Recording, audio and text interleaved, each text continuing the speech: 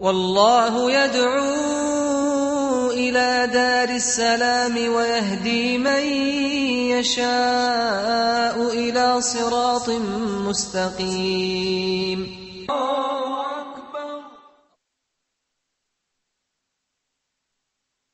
Alhamdulillah, all praises be to Allah, and may the peace and blessings and mercy of Allah be upon His Prophet Muhammad.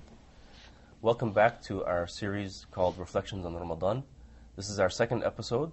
In the first one we discussed Ramadan as a catalyst for change. We started by talking about the status of Ramadan in Islam and fasting and its superiority, and we covered some points about how one should prepare for it and prepare to change for the better. We focused a bit in the first episode on changing oneself and one's relationship with Allah. And I have with me again Shaikh Issa Asha, Abu Ahmed. Welcome, Abu Ahmed. Assalamu alaikum. And so we covered in the first episode improving one's relationship with Allah. And we discussed a few ways that is achieved during Ramadan. Let's turn now to how we can improve the relationship with ourselves internally. Jazakallah khair. All praises to Allah subhanahu wa ta'ala, and peace and blessing of Allah upon His last messenger. As you mentioned, Shaykh Majid, changing on the Ramadan is a great opportunity to become a good Muslim. And the major or the main relation that you have to fix is basically the relation with Allah subhanahu wa ta'ala. And we mentioned last time several things that the Muslim could do or worship Allah subhanahu wa ta'ala in Ramadan that will make him or bring him closer to Allah. Like reciting Quran, attending the Laylatul Qadr, or strive to meet that night. And he could also do i'tikaf in Ramadan, a prayer, the Taraweeh, paying the charity. These are things that there are these good deeds that the Muslim could strive to do in Ramadan in order to be closer to Allah subhanahu wa ta'ala. Maybe it's good to mention what do we mean by a good deed. A good deed is basically, as the scholars of Islam mentioned, the good deed is the one which has sincerity as a fundamental condition or provision in it. Because the Muslim, if he does something and he has some shirk or some bad intentions in it, that will be rejected. So the sincerity is a major thing in Ramadan, in any good deeds. So the scholars of Islam, like Al-Iyad and others, mentioned that the good deed had two conditions. The first one has to have is sincerity to Allah subhanahu wa ta'ala. You're doing it for Allah only, nothing else. And you do it according to the sunnah of the Prophet sallallahu alaihi wasallam. You do not innovate in this Islam or this religion. You have to follow the sunnah to gain the love of Allah subhanahu wa ta'ala. That's important, in fact, because in the end of the day, we don't want the efforts to go wasted. Definitely. Allah subhanahu wa ta'ala says in the Quran, قُلْ إِن كُنْتُمْ تُحِبُّونَ اللَّهَ فَاتَّبِعُونِي يَحْبُبُكُمُ اللَّهِ. If you want to Allah subhanahu wa ta'ala love you, you have to follow Muhammad sallallahu alaihi wasallam, that Allah He will love you and He will make things easy for you. And as Ibn Taymiyyah was mentioning, it's not the matter here is that you love Allah subhanahu wa ta'ala. Because if you ask any worshipper, whether he worship an idol, he worship Jesus, or he worships Moses, or he worships even his desires, usually he will say, I love my God. But the moment here, or the point is that when Allah loves you, how? We mentioned this last time, that Allah loves the people who يتقربون إليه بما افترضه عليهم وبالنوافل. As we mentioned in the previous hadith last time, that Allah loves the one who do the obligatory duties that Allah has prescribed upon them, and then they follow this with doing the sunnah or the nawafil or the voluntarily fasting, charity, and so forth. If they do these things according to these conditions of the good deed, with sincerity and with following the Prophet ﷺ in their action, then they will be rewarded and Allah subhanahu wa ta'ala will love them. Now we move to the subject we just opened. Now the question, how you change yourself in Ramadan, how you utilize Ramadan to change yourself and become a good Muslim. The question comes or the answer comes from the Quran. إِنَّ اللَّهَ لَا يُغَيِّرُ مَا بِقَوْمٍ حَتَّى يُغَيِّرُ مَا بِأَنفُسِهِمْ. Do not accept the change to come to you, to your heart, and while you are not doing anything. You have to strive, you have to take the initiative, start something. It does not come by itself. The guidance or the hidayah, as the scholars say, guidance has two things. إِنَّكَ لَا تَهْدِي مَنْ أَحْبَبْتَ وَلَكِنَّ اللَّهَ يَهْدِي مَنْ يَشَاءُ. The guidance is basically two things. The guidance of Allah subhanahu wa ta'ala that's puts in your heart, that's only Allah has that power. And the second one, the hidayah of the prophets and the scholars who basically tells you the road, show you the path, and remind you. And if you don't follow their answer or you do not respond to their calls and to their reminding, then you are losing the opportunity. And in fact, the verse that you mentioned, the meaning of its translation is that Allah doesn't change a nation or its people until they change what's in themselves. Yes, that's true. Because if they don't change themselves, the change will not come. Yes. They have to come to Allah subhanahu wa ta'ala. They have to utilize this opportunity in Ramadan to get closer to Allah. And then they have to evaluate yourself. Look back. One thing, every soul has to think about it. Ramadan to Ramadan is you will all your deeds will be, your bad deeds will be forgiven unless you commit a big sin. Then it's an opportunity to evaluate. Assess what you have done all the year. If you are a good Muslim, you think, oh, I did bad things, I have to stop it.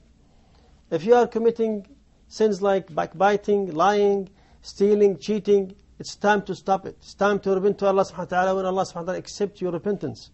And the authentic hadith in Bukhari, the Prophet ﷺ said, مَنْ لَمْ يَدْعَ قَوْلَ الزُّورِ وَالْعَمَلِ بِهِ وَالْجَهْلِ فَلَيْسَ لِلَّهِ حَاجَةٌ فِي أَنْ يَدْعَ طَعَامَهُ وَشَرَابَهُ. Allah is basically rich. It doesn't need your fasting. This is something we have to remember. Why we are fasting? It's for our own favor. It's not for favor of Allah subhanahu wa ta'ala. Allah doesn't need us to do the fasting. But He prescribes this upon us that we can be closer to Him. So Allah, in this hadith, the Prophet is mentioning that Allah does not need anyone to fast, especially if they don't leave the false statements and... But the scholars of Islam, some people maybe misunderstand this hadith, or they take it out of context. The other hadith also in Bukhari, which is Bukhari narrate this hadith as what we call mu'allaq. The beginning of the hadith is not, the sanad is not there, or the chain of the sanad is not there. Man aftara yawman fi Ramadan fala yujzihu siyam ad-dahr. Some people narrate this hadith or say it to the people to make them fear and come back to Allah subhanahu wa ta'ala. But also, it's also might force people to think or make them think that they are in despair, that they lost the chance to come back to Allah subhanahu wa ta'ala. So this hadith is a weak hadith. It should not be used in the context to fear people. The Bukhari mentioned it just a title for a small chapter or a sub-chapter. Should not be used to scare people away from Allah subhanahu wa ta'ala. We have to bring people to Allah subhanahu wa ta'ala. This hadith also does not mean your fast is invalidated. We will come to this inshallah in the next halaqas, where we will mention what the big scholars of Islam interpreted this hadith. But I would like to emphasize the point here, مَنْ لَمْ يَعْ قَوْلَ الزُّورِ, that he should not be doing these things in Ramadan. Ramadan is a time to do good, not to do bad. I will remind also the brothers to how they could hold their ethics and their manners in Ramadan. The Prophet said in the hadith, which is narrated by Tirmidhi, and it's Hasan, من حسن إسلام المرء تركه ما لا يعنيه. If the Muslims, this is a fundamental manner hadith, subhanallah, جوامع الكلم. This is fundamental behaving or conduct hadith. If some people or the people apply this in their lives and they do not interfere in other people's business, then they can protect themselves from backbiting, from talking about others, and so forth. And this is they should exercise. And I think, wallahu a'lam, what I have seen, this is one of the sicknesses that we have. That people tend to talk about each other so much, or interfere in other businesses, or other people. So, control yourself. It's a time in Ramadan to apply this hadith in your life. Yes. There are things that in this month, you could do. You could also fix the relationship with Allah, with your family, with your wife, with your children, with your relatives. When the Prophet ﷺ heard some Sahaba beating their wives, what did he say? He said, خيركم خيركم لأهله. He actually asked him to stop doing that. And then he said, خيركم خيركم لأهله وأنا خيركم لأهلي. I am the best of you are the best for their wives, and I am the best for my wives. And in meaning that you should treat him nicely. You should be nice to their wives. You should treat him, listen to them. You should look at their needs and so forth. Some people do not give attention to their families, and they give a lot of attention to their businesses, and they neglect their children from teaching and so forth. Other thing that you should remember is that your other people who have rights upon you, like your parents, especially your parents, like mother and father. And when the man came to the Prophet ﷺ, asked him, who is, I will say this hadith, this hadith also in Bukhari, من أحق الناس بحسن صحبتي. He said, أمك. Who is the man or the person who's more deserving for my companionship? The Prophet ﷺ answered him, your mother, the first time. The second time is your mother. The third time is your mother. And the fourth time is your father. So, let's think about this in this month of Ramadan. If you are living in the Western countries, we should call our parents in our countries. We should reach them out. We should be nice to them. I mean, many of us will go to the West countries and live there and forget our families. Or we maybe remember them in once in 3-4 months and we give them a call. This is not a good birr. This is not a good action. They are basically neglecting a very important thing. Also in the other hadith, the Prophet said, من سره في حديث البخاري the hadith says من أسره أن يبسط له في رزقه وينسأ له في أثره فليصل رحمه. Then you should reach out your relatives, be close to them, and definitely the parents are the closest to you. Actually, the mother rights is more than the right of the wife, and some people neglect that and make mistake not reaching out their parents. And that's a month. When you do that in Ramadan, again, you will get higher reward from Allah subhanahu wa ta'ala, and higher rank in Jannah, inshaAllah. So, this is a point where Muslim should remember that he has to go back and implement these ahadith or these teachings of the Prophet sallallahu alaihi wasallam in his life. What the meaning of the hadith says, if you reach out to your relatives, you will get more bounties in this dunya. You will get more rizq. Some people maybe spend their time just striving to get more money, and they neglect their parents. In the end, they will not get much. But if they reach their parents, they maybe send them some money, or so, or close to them. Allah subhanahu wa ta'ala will reward them in this dunya with more rizq. The second thing, وَيُنْسَأُ لَهُ فِي أَثَرِهِ, means, the athar here means the ajal, means his age will be longer. Allah will give him more lifespan to live. And as the Prophet ﷺ said in the other hadith, خَيْرُكُمْ مَنْ طَالَ عُمُرُهُ وَحَسُنَ عَمَلُهُ. The best of you who the one who's basically have longer life, and which he utilize it and worship Allah subhanahu wa ta'ala. And many times, people, I remember Shaykh Ibn Baz rahmatullah alayh, he was in his 85s, 86, he remembers everything. Some people reach over 80, some people reach even 60, they cannot remember anything. And he is reasonably in good health and good shape. But as scholars usually, if you save you'll be closer to Allah subhanahu wa ta'ala and do your duties, Allah will bless your time also. Yeah, and I think this actually goes back to what we started with, which involves the purity of intention as well. As Sufyan al-Thawri said, he said that, I used to spend the nights in crying and weeping. And the people asked him, are you weeping because of fear of Allah? And he said no. They asked him, are you weeping because of fear of the hellfire? He said no. He said, I'm not weeping because of the fear of the hellfire. I'm weeping because I've spent all my life doing good deeds and teaching the people, and I don't know if my intention was pure and sincere to Allah. So this is very critical. Yes, and this is what gives a person success also in what he does. It's a similar actually narration for Imam Ahmad rahmatullah alayh, when he said, when he was asked about the Jannah and so forth. إن الله يتقبل إنما يتقبل الله من المتقين. Allah only accepts from the pious people. You have to be pious that Allah accepts you. And if you want to be rewarded in the hereafter to go to Jannah, then you should be among these pious people in this dunya. And this is one of the reasons why Ramadan also is very useful for this, is the fact that the idea of monitoring oneself and one's actions and what's right and what's wrong. Yes. As Hassan al-Basri said, that I spent 20 years, I didn't put out my hand to take something or put forth my foot to take a step towards something, except that I ask myself, is this something that will please Allah? Is this something that Allah will love? And this is how one needs to be in all of his life. Good practice of watching. But definitely during Ramadan, while one is fasting in particular, one should focus on this concept. And also the issue of ihsan, that one should worship Allah as if he can see Allah. Because even though he cannot see Allah, Allah sees him at all times. That's definitely right. So with that, we'll take a short break and we'll be back inshallah to continue.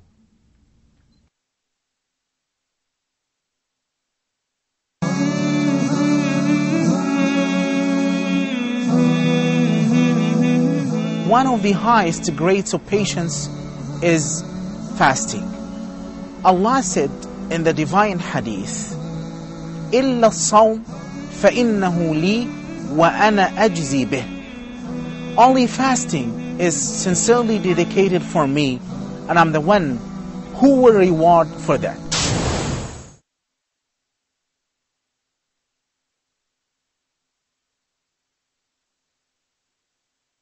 Welcome back. We're continuing now with ways of improving ourselves and our different relationships with people around us and Allah and our family. We've covered these points and we'll turn now to improving our relationship with fellow Muslims and other people in the community, whether they're Muslims or non-Muslims. Jazakallah khair. It's the same verse actually we mentioned last time. إِنَّ اللَّهَ لَا يُغَيِّرُ مَا بِقَوْمٍ حَتَّى يُغَيِّرُ مَا بِأَنفُسِهِمْ. This applies for individual and the whole nation. So if you're living in a community, it's a Muslim or a non-Muslim. In a non-Muslim, there are some priorities you have to deal with, and for Muslims, there are some priorities you have to look at. For Muslims, the Muslims who are living in the West countries, non-Muslim countries, the whole thing is different for them. Ramadan is basically different. You are working like others. Ramadan is, you are basically going against the norm. People, they are not, the non-Muslims, they are not basically watching Ramadan. They are not practicing Ramadan. You are the only one basically who's fasting and doing your prayers and so forth. So it's a difficult situation. It's more difficult to fast in a Western country more than it's fasting in a Muslim country. So as a community, there must be something that the community has to organize. I know from experience that the Muslims in the West, all of them, alhamdulillah, they get together for the Taraweeh prayers, and the Islamic centers organize Zakat al-Fitr. They also organize study circles, Eid prayers, and they are very active, mashallah. The situation there in that term is very good. Definitely there are some bad side as well, which is could be fixed, and the Muslims should use dialogue and discussions to come together. For an individual, when you get into your community, how you improve yourself. When you go to the masjid, prepare yourself to go every night to the masjid, to the Islamic center. Pray with your brothers. Meet your friends, all the friends. Make new friends. So the community become united, become very strong. You know about everything. And because a minority, most Muslims in the Western countries are minorities. And as a minority, you have some things that you have to take care of. You have to think of as how to deal with the community around you. Now you are living as a Muslim in a non-Muslim country, and most of now, alhamdulillah, with the situation, with the technology of telecommunication and all this, all of the world knows that the Muslims are now fasting. And this is their month. They witness this month just like we are. They know about it. So it's a chance for the Islamic centers to extend their hands, extend Islam to them, bring them in, make lectures, tell them about Islam, tell them about our deen, what it's all about, why we are fasting, how is the fast, talk to the media about our religion. Don't be shy of. I've seen this before, that people will tend to be away or avoid the media, but it's time for us to utilize all means to deliver the message of Allah, to convey the message of Muhammad ﷺ to other nations. And definitely with your behavior as a good Muslim, with good manners and a good worshipper, you will find very good friends from non-Muslims. And I've seen this in the US, that some Americans who are non-Muslims will appreciate you more, will respect you more when you are attached to your religion, committed to your religion and implementing your religion in your life. You behave as a good Muslim, then because the nature of mankind are the same. If you have good manners, it's a common thing among other people. People will respect you.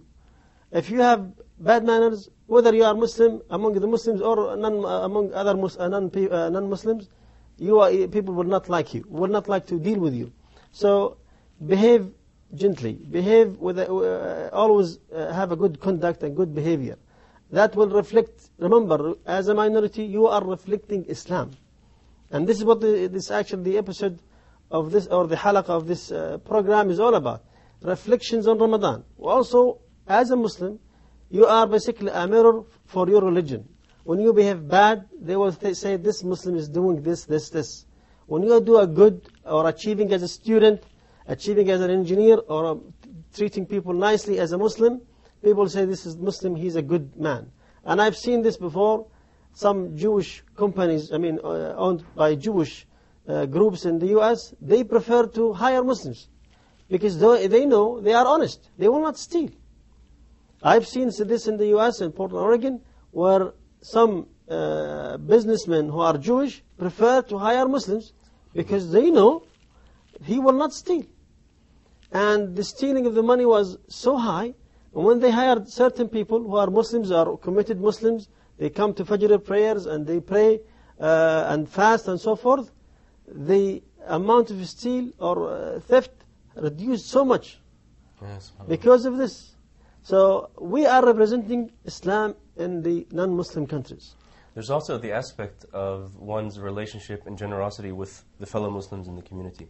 As was mentioned in the hadith, كان رسول الله أجود الناس وأجود ما يكون في رمضان. The Prophet ﷺ, this was the most generous of people, and he was the most generous during Ramadan. Yes. And this should be applied in our life in non-Muslim countries. We should take care of each other. Definitely there are some poor who are living among the Muslims in the West.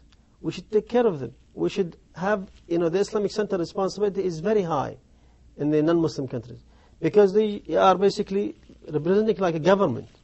They are doing many things. The marriage things, the divorced women, the orphans. They have to take care of the poor people. Sometimes people fall into the problems of political problems. They have to take care of lots of things. So they have, and maybe inshallah in the previous, next episodes, we will talk about some of the affairs of the Muslims in the West.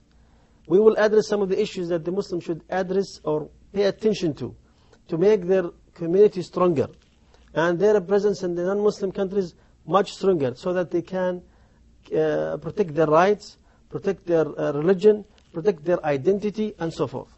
So, kind of summarizing what we've been talking in the past two episodes regarding Ramadan as a catalyst for change. So, many people really, they're affected by sin, they're affected by wrongdoing. Really, their hearts are overcome, their will is broken. And this is why Ramadan is a very good time to recover and to fix all of these relationships in the different ways, whether with oneself, with Allah, with his family, with the fellow community, whether Muslims or non-Muslims. And in order to overcome any issues of being chained up, or one's heart is broken, or their will is down, you really need to have a firm resolve to improve.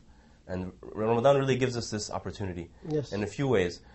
Among them, for example, is that you have a constant connection with Allah during the entire month. So especially during the entire day, so it's on the level of the day where you're fasting from sunrise to sunset. So this gives you a push to get that will, and the firm will and resolve. Definitely. And that it's over a long span, over an entire month, over 30 days. You have the consistent level, and in fact it increases. So you have a consistent level or an ever-increasing level of it's like a comprehensive change. When you go through Ramadan, your life basically changes. You spend more time in the night, and your work is less, and so forth. And this change should be comprehensive. Yes. And because you will gain the courage, the will to, if you have bad habits, if you are truly wants to be or to improve yourself, then you should face yourself with these bad habits I'm having. then you can change. If you want to be a good Muslim, there is the chance. This comprehensive change is an excellent opportunity for all of us. Do not look at things in one corner. You have to look the matter as a whole. And then depending on Allah subhanahu wa ta'ala and ask Him for guidance, Allah subhanahu wa ta'ala will give you the guidance and reward you to become a good Muslim. Yes. And maybe we suggest, we could suggest a program or some suggestions. Yeah, basically, I think what would be beneficial is if we talk about what are some of the ways we can better organize our time during Ramadan. Yes, I think it's a good point. Yeah. I mean, a Muslim living in the West, now we are in the summer, the days of Ramadan are long. And with the summer and times are long, he should be careful, saving his energy for the worshipping, and take care of that side. Do not torture yourself. Ramadan is not meant to that. Ramadan means to connect you to Allah subhanahu wa ta'ala. So save your energy. Sleeping well, for example. Sleeping well. Take your time. I mean, some people, unfortunately, maybe in the Muslim countries, this is a problem.